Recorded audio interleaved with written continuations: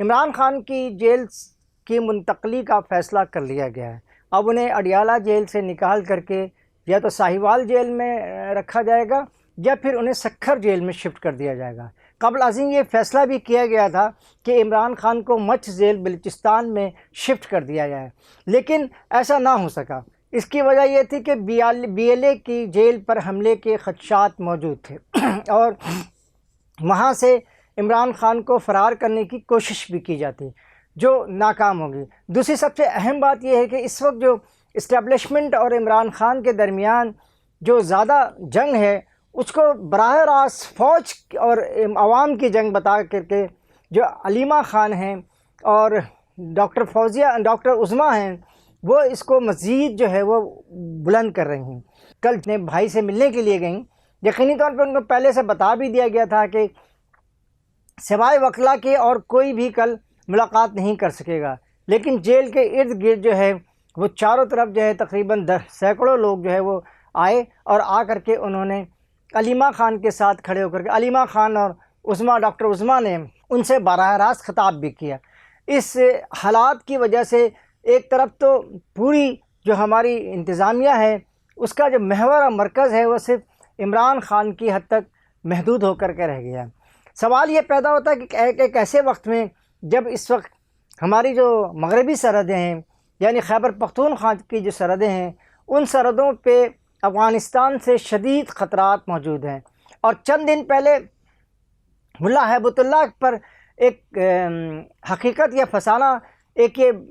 اعلان بھی کیا گیا کہ جناب ان کے اوپر قاتلانہ حملہ ہوا ہے، لیکن ایسا ہوتا نہیں ہے قاتلانہ۔ افغانستان میں عام طور پہ اس طرح کی روایت نہیں ہے۔ اگر کسی پر قاتلانہ حملہ ہوتا ہے جیسے سردار داؤد پہ ہوا، بابر کارمل پہ ہوا، حفیظ اللہ امین پر ہوا، تو انہوں نے بہت حد تک نقصان بھی پہنچایا ہے، لیکن ایسی کوئی صورتحال اس وقت ہیبت اللہ صاحب کے ساتھ نہیں ہے۔ اس کی وجہ یہ ہے کہ ہیبت اللہ جو ہے حقانی گروپ کے اوپر 12 حکمران ہیں، یعنی حقانی گروپ جو ایک بڑا گروپ کہلاتا ہے اس پر بھی وہ حکمران ہے، اور ان کے ہی ہدایت کے مطابق حقانی گروپ جلال الدین حقانی جو وہاں کے وزیر دفاع ہیں افغانستان کے،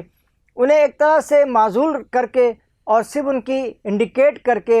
ان کو بنا دیا گیا ہے وزیر دفاع، لیکن بنیادی طور پہ ان کا دفاع میں کوئی کردار نہیں ہے اور سارا کردار ہیبت اللہ صاحب کا ہے اور وہی اس کو کمانڈ کر رہے ہیں۔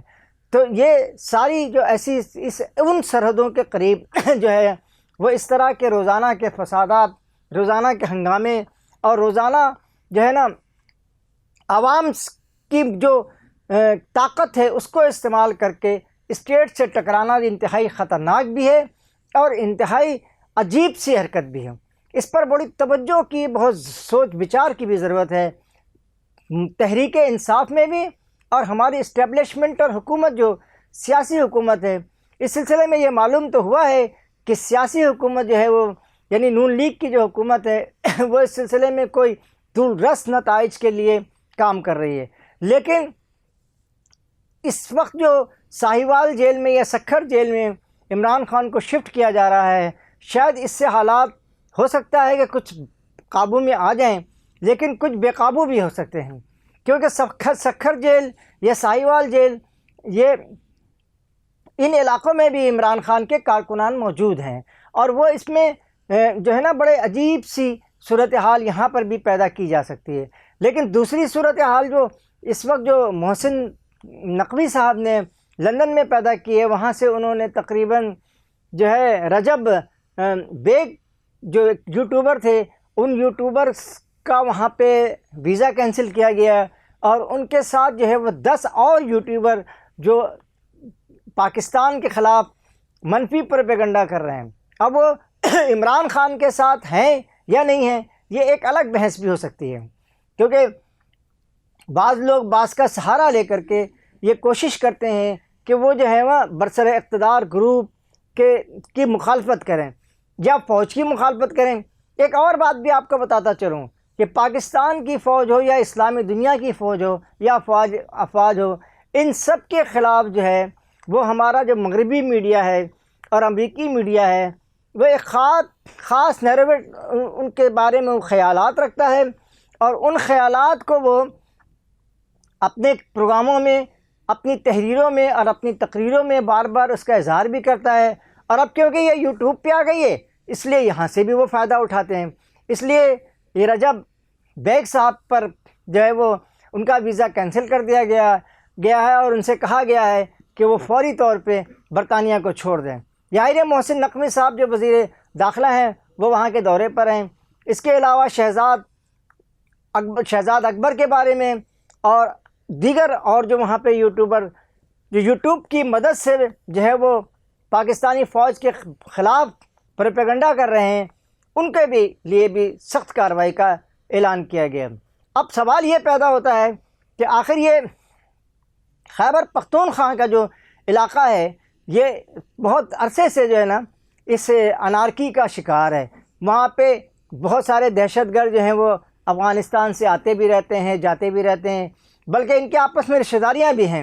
ایک دوسرے کے ساتھ۔ تو سوال یہ پیدا ہوتا ہے کہ یہ معاملات ختم کیسے ہو سکتے ہیں؟ فوج تو اپنا کام کر لیتی ہے، اور فوج اپنا کام کرنے کے بعد جو ہے وہ وہاں سے ظاہر ہے وہاں کنٹرول تو نہیں رہ سکتا مستقل اس کا، نہ وہ مستقل وہاں پہ بیٹھ سکتی ہے۔ یہ کام جو ہے وہاں کی صوبائی حکومت کا اور وفاقی حکومت کا ہے۔ میں آپ کو ایک بات بتاتا چلوں، گدون آمازائی ایک ایسا علاقہ تھا جہاں پوست کی بہت بڑی کاشت ہوتی تھی، اور غیر جماعتی بنیاد پہ انتخابات ہونے والے، جس میں محمد خان جونوجو جو ہیں وہ وزیر اعظم بن گئے تھے پاکستان کے، انہوں نے، اور ان کی وزیر اعظم کی جو مدت تھی وہ بھی 3 سال کی تھی، یعنی اتنی ہی تھی جتنی عمران خان کی تھی۔ انہوں نے گدون آمازائی میں پوست کی کاشت کو ختم کرنے کے لیے وہاں فری زون بنایا، انڈسٹریل فری زون بنایا، اور مختلف علاقوں سے چھوٹے چھوٹے انویسٹر اور کراچی سے جو ہے بڑے بڑے انویسٹر جو ہیں انہوں نے وہاں ٹیکس فری جو ہے نا اس کو سہولتیں دیں، اور انہوں نے وہاں پہ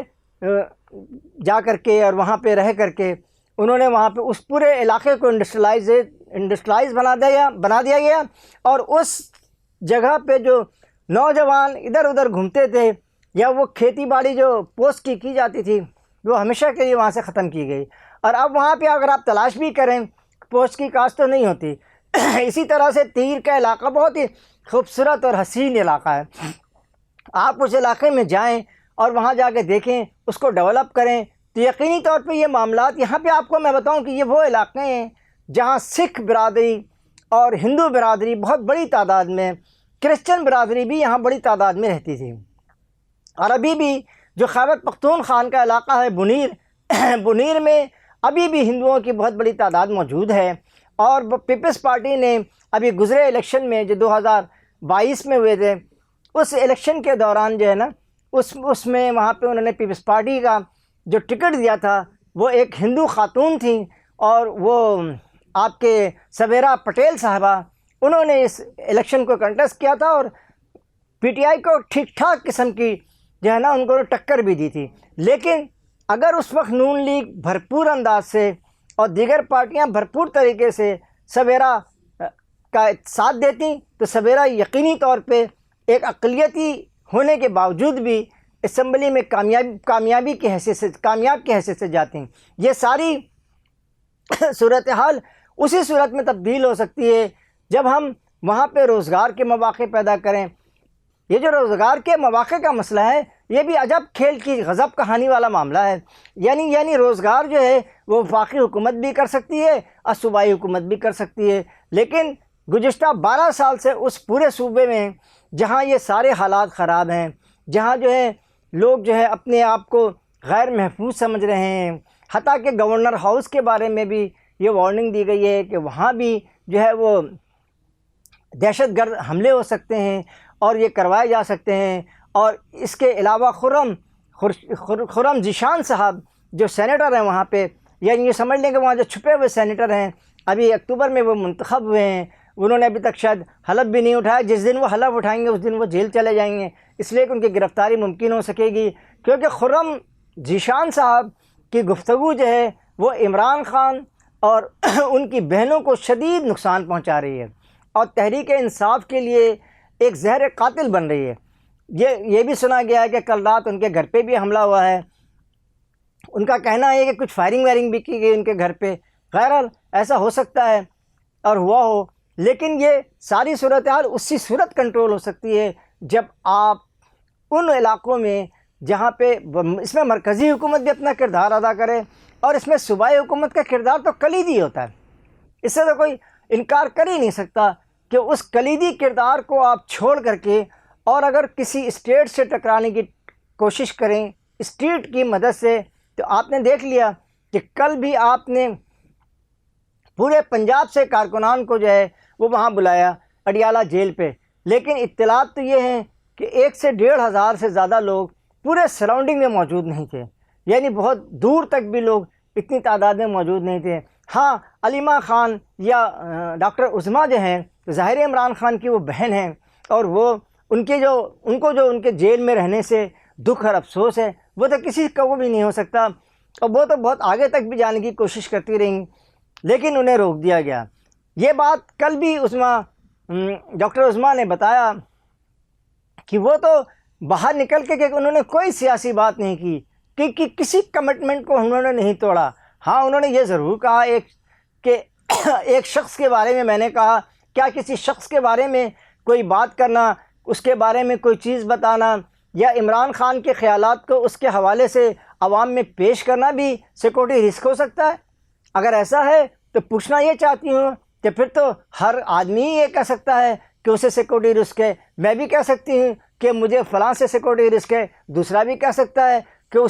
مجھ سے سیکورٹی رسک ہے۔ یعنی یہ تنقید جو ہم کیا کرتے ہیں، یہ کوئی تنقید ایسی نہیں ہے جس سے سیکورٹی رسک ہو جائے۔ انہوں نے ایک مرتبہ پھر یہ بات کہی کہ ہم یہ پاکستان میں رہتے ہیں اور پاکستان میں ہی رہنا چاہتے ہیں، لہٰذا انہیں اس بات کا تحفظ دیا جائے۔ اس پوری صورتحال کو بھی یقینی طور پہ ہماری سیاسی حکومت کو بھی دیکھنا چاہیے، جو یقیناً دیکھ بھی رہی ہوگی